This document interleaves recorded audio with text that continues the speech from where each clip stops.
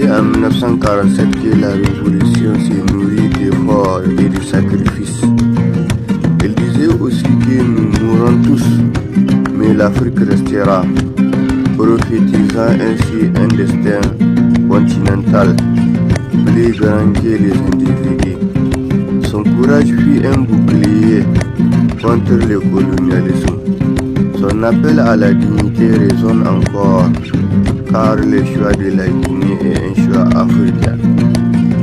À lui, l'Afrique voit son propre visage, déchiré, fier, inachevé et incomprise. Des choix qui n'ont jamais cessé de rappeler que la liberté n'est pas un fruit qui tombe du ciel, mais un combat aux mille périls.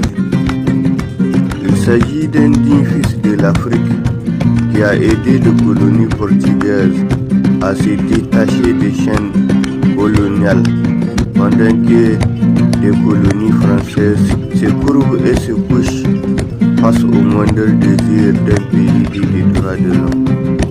Il a fait preuve d'un courage hors du commun pour arracher l'ancienne capitale des empires ouest-africains au joug colonial.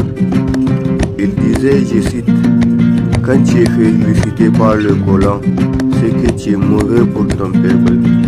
Le jour où ils diront que je suis bon, c'est que je vous ai trahi. » Et comme je l'ai dit tantôt, contrairement à tous les politiciens inconscients qui ont voté le oui au référendum de 1958, Sékou Touré est l'un des rares qui a su garder son sang-froid face à la cruauté d'un pays dit des droits de l'homme.